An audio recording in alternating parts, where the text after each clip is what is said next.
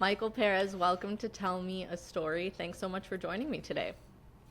The pleasure is absolutely mine. Thank you for having me on your show. It's funny because you're the first person that I've had on the show who I know the least about and have spent the least amount of time with. So this will definitely be an exploratory conversation. Before we hear your story, can you introduce yourself? Of course, of course. My name is Michael Perez. I often go by Mikey Perez. And so my journey started out, well, I guess my self-exploration started out in as early as elementary school when I was diagnosed with ADHD. And I was given Ritalin, the strongest dose possible. And that kind of set me on this self-exploration journey. And before I knew it, I kind of adopted my own set of tools and skills to survive in the real world from elementary school all the way to post-college. And I think it's those hidden gems that kind of serve as the underpinning to my philosophy and how I run my work and companies and whatnot. My background is in computer science and mathematics, and I run and operate a handful of startups. And I guess that would be it. And you're also a journalist and like a whole bunch of other interesting things, but we can stick with that Correct. intro for now. Otherwise, that would be the whole story, I guess. Okay, so you mentioned to me that you want to dive a little bit more into kind of the ADHD diagnosis and whatnot. So let's hear it. Tell me your story. Yeah, we don't necessarily need to talk too much about ADHD, but I think the abstract point and takeaway that I think your listeners can take from this is that you can, life gives you a set of cards, and it's not about whether you hit it lucky or not, but it's about taking what you have and finding silver linings and building on those and building your life around them. So you don't necessarily have to have ADHD. It can be any learning disability or any childhood setback. But if you find a way to weaponize it, it can give you a very strong uniqueness factor. And so for those listening, it's really not just about ADHD. Now, as I mentioned in the intro, so I did start off with ADHD. I was prescribed with the strongest prescription of Ritalin at the time. I think it How was old were you? 120. I was assessed very early on. I think 8 or 9 years old. Uh, And what made your parents get you, test you? it's a good question. I'm not entirely sure, but I think it was clear that I was struggling as a kid, and I was put into like special ed. It was called GEM, and I grew up in a very Orthodox Jewish community. So Mm. I was in the yeshiva system, for those who know what that is. And I think as part of an assessment of going into the special ed process, I was assessed, and I was quickly diagnosed with ADHD. And the Ritalin at the time was the drug of choice, and it had absolutely horrible side effects on me. We're talking heart palpitations. I was constantly cold. I had zero appetite. I was almost robotic. When you were so Uh, little, too. correct. And they tried to move me from regular Ritalin to slow release, and then we didn't have really that many options at the time. But whatever it was, it seemed like I had to have been on the medication. And it was also there was also a stigma that came with it. I mean, the secretary in my school had to kind of make sure I was taking it. Mm. So and the secretary and the actual the school's office was right in the hallway where everyone would walk by between classes.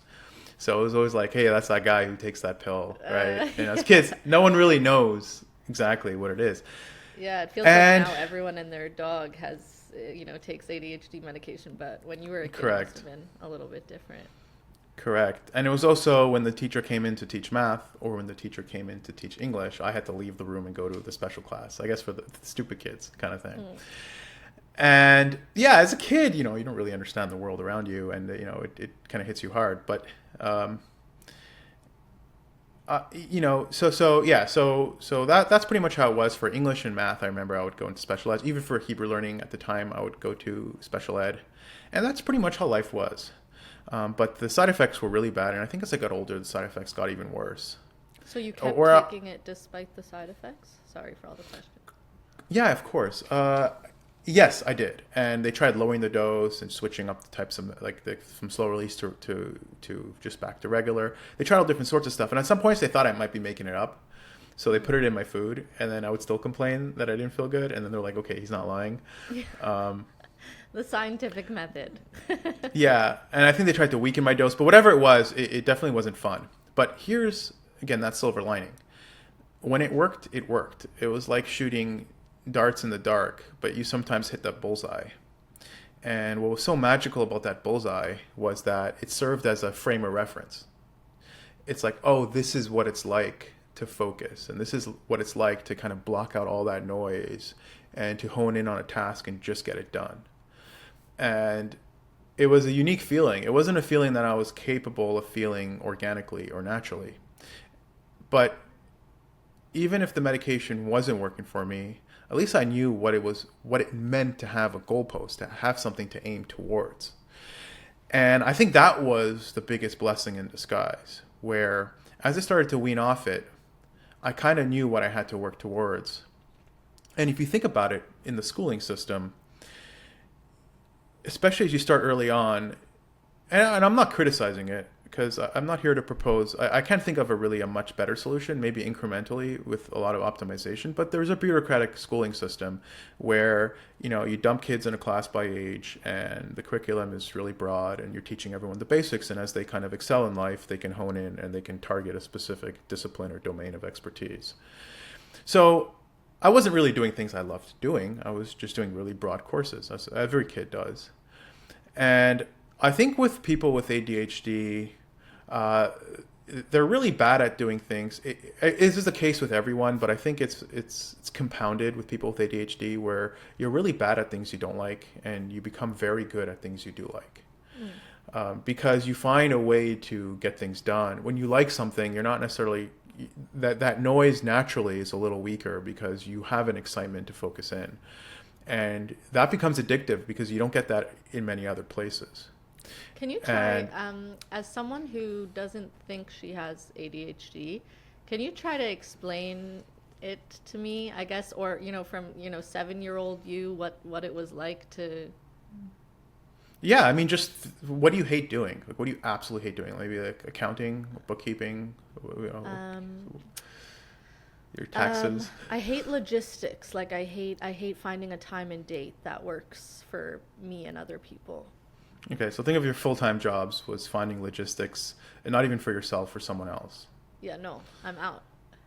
Right, but you had to do it because everyone around you told you that that's what you needed to do. Because everyone above you is the same way we somehow look at doctors nowadays. Is that somehow they know best when they give us advice. That's where we look at our parents, and if our parents tell you got to do logistics for this guy who you don't know for every day for 3-4 hours a day, you wouldn't be very good at it, right? You constantly need to find weird, quirky ways to motivate yourself, which would be very short-lived.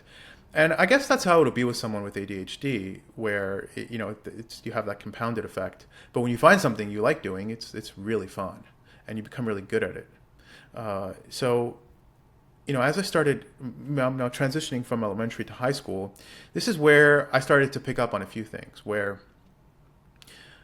And I think there was more of like an epiphany. It was more of like an epiphany. There was a certain moment where I got that inflection point, and I realized there's something here I want to dig deeper on, where I think we were doing just like basic parabolic equations in high school. And I asked a question about extreme conditions so I can better understand, what the teacher was teaching. And someone in the class said, "Mikey, why are you asking this? It's so stupid. You're making things needlessly complicated." And then from there, I kind of had like a switch. I'm like, I'm not making things needlessly complicated. I think understanding these extreme conditions will help me understand the entire system as a whole with a certain level of insight. And I realized maybe there's a little bit of depth here that I want to dig further upon and learn who I am and feel comfortable who I am. And even though, even though I might be classified as a special ed as a kid, it's maybe just, my place is not here. I just need to go through this transition of elementary, high school. And as I excel further and further, I think that uniqueness factor will become something that I can leverage more effectively. You and that's that at like 16, 15? Yeah, because I realized that like he was telling me something that I understood what he was telling me, but I don't think he understood what I was trying to tell him, right? And that's when I realized that I'm trying to explain this, but I'm looking down at the situation, not up. And What do you mean? I think that meaning he wasn't teaching me something. I realized that I understood he was telling me like I understand why it's not important to understand how this parabolic equation exists, when at infinity or at zero at these extreme conditions, and he was telling me I'm being needlessly complicated. I'm like, no, I understand why I need to do this for me to properly understand parabolic equations. I can't remember what the specific nuance was at the time. You saw beyond his point of view. Yeah, I realized there was an element of depth that I was encroaching upon that he just wasn't grasping, and I realized, but I'm the one who's supposed to be bad at math, right? And I'm like, oh, that's kind of weird. And then I realized that we're all unique in our own set of ways, and I just want to point out that I ended up majoring in math. Right. And I ended that up must have been the thing doing a lot of writing. Yeah, motivating. It's the irony. It's the things I was told that I was the worst at were the things that I actually found that fell in love with. אהבתי שלי טוב. ההורים שלי ישראלים. Okay. Okay. I speak a few languages. I speak French as well. So yeah, high school was where I started to open up my eyes, and I started to realize the things that I thought I hated were maybe the things I liked. And to be honest, I didn't fall in love with math till way later on, but I think just that the basic course is the most logical stuff you teach in school. In high school, there's a bit of chemistry and math, and we didn't do bio. But anyways, when I graduated high school, I went through the yeshiva system. So for those who don't know what that is, a little? Yeah. It's an extremely orthodox. It's a school for Orthodox Judaism, and there's an extreme focus and a high focus on Hebrew studies with minimal requirements to push you through the secular system. So you're really not learning much math. You're not learning much English. And it's designed that way so they can probably meet the legal criteria for the government and still operate the Jewish school. That's kind of what it feels like to some extent. Definitely I'm not necessarily saying that's their motivation, but because they're trying to prepare you for life, and in their value system, life would be going into the Jewish system. They're not necessarily preparing you to become an engineer or a scientist. And where it really all hit me was when I graduated and I'm being thrown into college at the time. And I started off in computer science. So that was the first degree. So hold on, just to set the scene a little more. So you went to a yeshiva, which, as we know, is this very religious institution. Often young men who go to yeshiva don't necessarily go to college at all, right? They'll go into deeper Torah studies. So how did you get to college? Why was that correct? Your path? I never really fully immersed myself in the Jewish system. And I always loved computers, and I thank you for asking that question. There's probably a small part of the story here I might have been glossing over, where even as a kid I was fixing computers. That's kind of where my sanctuary was, my room, and I was doing nothing but repairing computers. And in fact, my school hired me to repair all their computers, and then the girls' school was called Beis Yaakov. The guys all went to one school, and the girls in our community all went to another school. And I had access to the girls' school because I was fixing all their computers as well. Oh, wow, you were the lucky guy who got to Yeah, I was the only guy walking into that premises of that was 15, 16 years old. And I was fixing I was fixing 400 computers a year between both schools, maybe a little less, but between my community I was fixing way more. So everyone was bringing their laptop. Well, I know. I honestly loved it. No, it was voluntary child labor. They actually paid me decently well, and it gave me confidence. I was able to take care of myself at a young age. I understood the concept of working hard, making money, and I truly enjoyed it. So that was kind of something I started prodding upon, and then I started building up my own savings, building up my own independence, and having your own independence makes pulling away from a structure that you're not in love with, necessarily the Jewish upbringing. As much as I love my Jewish heritage, the schooling itself wasn't necessarily a place for me. And the fact that I had my own finances allowed me to kind of operate independently to some capacity. And your parents didn't mind that you went off to college? No, they supported it. So the thing about the Jewish system, the religious system, is sometimes if you kind of pull yourself out of it, you end up doing drugs and whatnot, or partying a lot, just because you don't really have the tools to survive outside of it. And here I started building out all the way to the other side, basically. Right. Well, yeah. I mean, it's kind of a binary situation. You're either in the system, and if you're not, you really, it's hard to find success outside of it because you're not prepared for it. You're not your upbringing is not designed to prepare you for that. It's designed to prepare you to stay within the Jewish system. So, I thankfully had something to kind of ease my way into it, and having a bit of finances, having a bit of a technical background, literally building computers left and right. Gave me some technical knowledge. And when I went into computer science, I actually thought computer science would be kind of what I'm doing. Hey, this is how you build a computer. This is what RAM is. This is what CPU is. And this is how you kind of put it all together. And I was very surprised because I was dealing with the intangible aspect of computers. So I spent my life doing the hardwares, the physical stuff, the stuff you can hold in your hand. But computer science was more of the zeros and ones, things that are all just imaginary.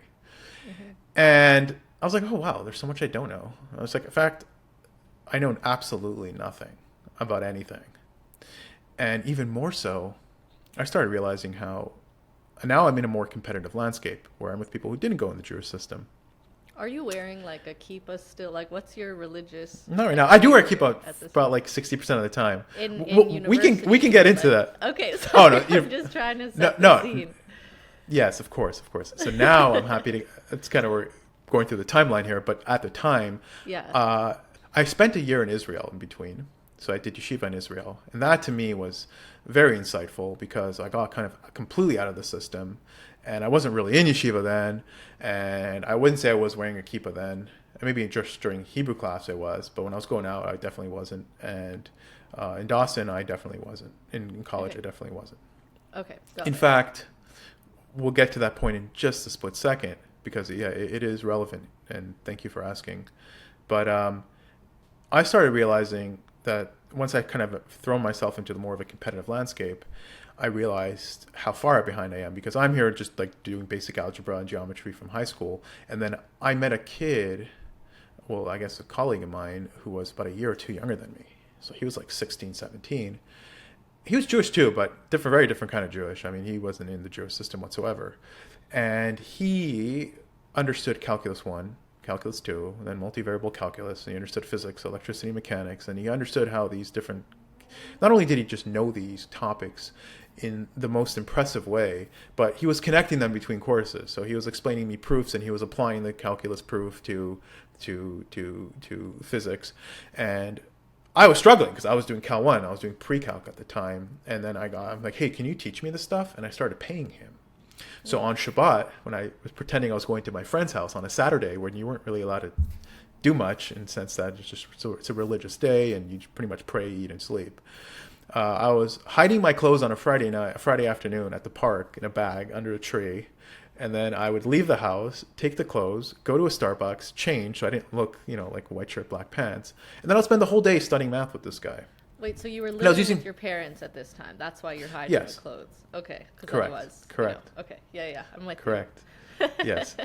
So thank you for helping me navigate the ADHD. But we've all been there. The clothes under the bench. I know it. Throwing on a pair of jeans instead of the knee-length skirt. I also grew up fairly religious, so. Exactly. And I was lying to my parents so that I can do math, and I was using my savings to pay him. And he taught me everything. And this is where kind of a few things dawned upon me. First of all, I realized how much I can learn in such a short period of time. That was so important. It's that feeling, that addiction you get from having hyper growth. Because, listen, I had exams coming up. And when you're struggling with algebra and the teacher's teaching concepts in calculus, it's like trying to learn a course when you don't know the language very well. Your brain is constantly processing the language, and you don't even have enough time to internalize the concepts. My brain is trying to process the algebra where I can't even, or I'm trying, and I need to be internalizing the calculus. Mm-hmm. So class wasn't working for me, but I had exams coming, so I needed to get this done really quickly. And that, I think right there, that became addictive. That growth in that delta, that rate of change in knowledge at such a short period of time truly became addictive to me. And I also realized just how far behind I was. And I started realizing that this is kind of something I might fall in love with. Anyways, I Are only you did still these. taking Ritalin at this time in the story? Yes, a lot less, but yes, I definitely Okay. am. So I would take it at times that like if I would take it like on the Saturday, and I would take like a half a dose, but I wasn't taking it every day religiously like I was before. Is it the kind of drug that like you can take it once and it'll work for the day? It doesn't like you don't need time Yes, for it. especially if Okay. you take slow release at around 9, it starts to wear off at around 3, 4, 5. And Okay. you know the moment it's wearing off because your body's like, "Hello, buddy, I'm starving," right? And it's like you have no idea that you're hungry throughout the entire day. And it's actually Huh. prescribed today as a weight loss drug. Uh, Really? Oh. yeah, people take it to lose weight. So, yeah, and then I realized that first of all, I don't need to go to class to get good grades. In fact, it's all noise. I have to keep up with the pace of the class, whether it's too fast or too slow. And here I'm just looking at notes, and courses like calculus are pretty streamlined across schools. So, look at the syllabus, there's the courses there, and the good teachers are really intelligent about how they map the syllabus to their exams. And you start looking, and everything else is noise, but you start focusing on the actual problems, and you see how two problems are similar with slightly different. You see how the teacher's trying to teach you a slightly varied, a varying concept. It really helped me focus on what's important to get good grades. Yeah, of course, no worries, no worries, no worries. So that to me was something that I found really interesting. So I'm like, hey, I can learn a lot in a short period of time. I don't necessarily need to go to class. And everyone says you have to go to class. And I'm starting to realize that, hey, I can start building my life off this well-worn path. And I kept building on those kind of abstract concepts to the point where I stopped going to class entirely. And I started learning everything on my own. And I started realizing how much I could learn on my own when I stopped needing this individual specifically, but he helped me tremendously. He really gave me a window into this outside world. And I'm like, this guy, his name is Simon. Simon, my good old friend. And yes, so that's pretty much how. And at some point, they made me like sign a piece of paper that I would stay in class because I was like literally living somewhere else. Like I was spending time somewhere else, and I was just coming back home for the exams. And in college, they were a little stricter, but in university, well, college in Canada has a slightly different meaning than college in the United States. And then with college in the United States, they don't care, especially. So then I graduated, and I worked for one employer.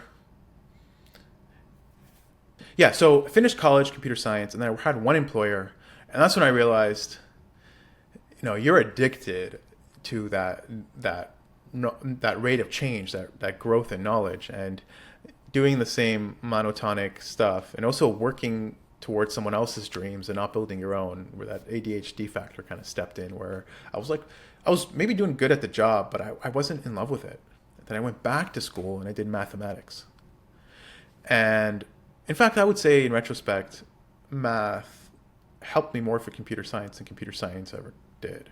Computer science gave me more of the hands-on practical application, but mathematics gave me that underpinning concept. Think of like math being one layer deeper, where it's like you take like you're learning a new concept, calculus, and there's like 10 problems where each problem kind of builds on the next, and then the last problem is like the hardest one, and if you can do the last one, like you've got the idea perfectly.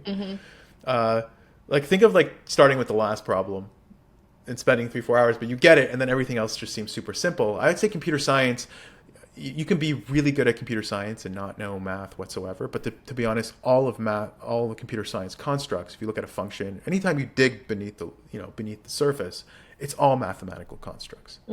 So having a sense of confidence around mathematics did help me kind of look down on computer science in the sense of the problem-solving approach and realize, hey, this is. It kind of internalized itself way better. So anyway, so yeah, and then I spent my time doing math, and I think that's where I really started to leverage this new mindset that I've been developing, where math was I would say significantly more time intensive than computer science, and especially as like you're in your final years of math and you're going into the courses like advanced calculus. and like partial elliptical differential equations and all that stuff, where the teachers are all have their PhD students they're worried about, and they don't even know your name. They just throw you a syllabus and here are the dates. And as my colleagues kind of were like expecting a good teacher, I was so used to just learning things on my own. And I've developed that skill set for already years now, where I started to do better and better and better to the point where I was doing exceptionally well towards the end of my math course.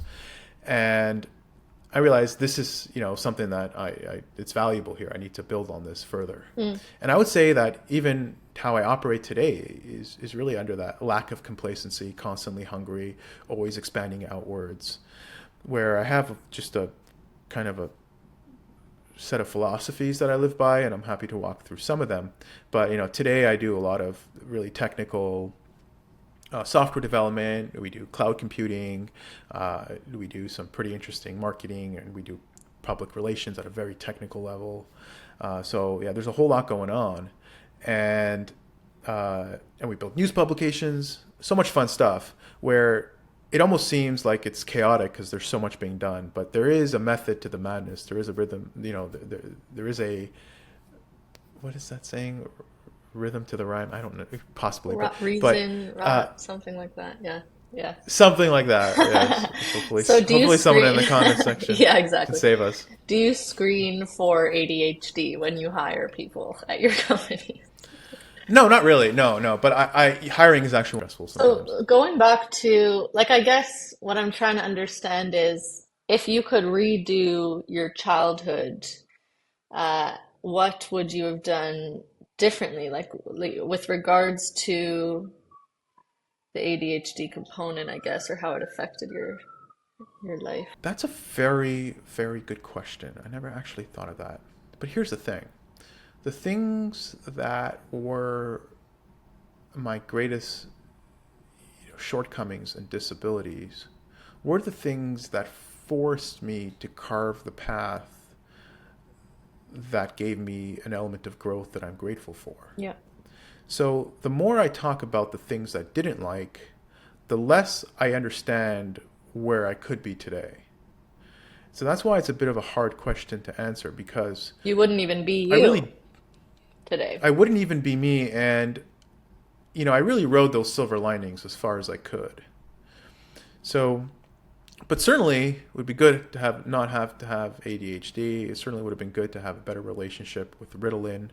It certainly would have been good to be more in sync philosophically with the upbringing in a religious Jewish environment. So I mean, there's maybe, a whole litany yeah, of stuff. maybe I'll ask, like, when you have a son one day, God willing, if that's something that you want, and he happens to have ADHD and you find a lot of you in him, how would you Ah, raise him? What, you know?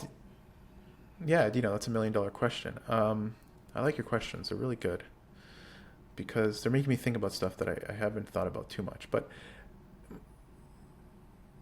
the kid part I have thought about a little bit, and I certainly would make sure to listen to the kid, and if there's some deep underlying, let's say he's not happy with the school he's in, or I wouldn't assume I know better.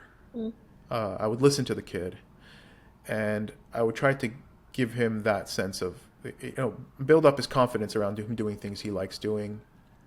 I would certainly try to have the kid develop a passion for something specific as early on as possible. So, given that if he has ADHD, or even if he doesn't, but the schooling system is fine, he'll have to go through it, of course, and I think he should. It's super important. I would also want him to learn stuff on the side. And I grew up as a religious kid. I never really did that at all. So it really was just the bare minimums for this in the secular world and nothing else. And I would try to change that, certainly. Maybe if he likes doing piano, make sure he does piano lessons 2 or 3 times a week. Teach him multiple languages. That is something I would certainly love my kid to know. Multiple languages Yeah, gives you that's access. interesting. So yeah, just like a personal story there. My parents ensured that each of us, the three kids, learned an instrument, and I wouldn't say it was something that I liked doing, but it was something that I had to do. Now that I can play the violin, I'm so grateful. But practicing an hour a day didn't bring me joy. Like one thing that I often think about is my brother is a cellist. He's a professional cellist.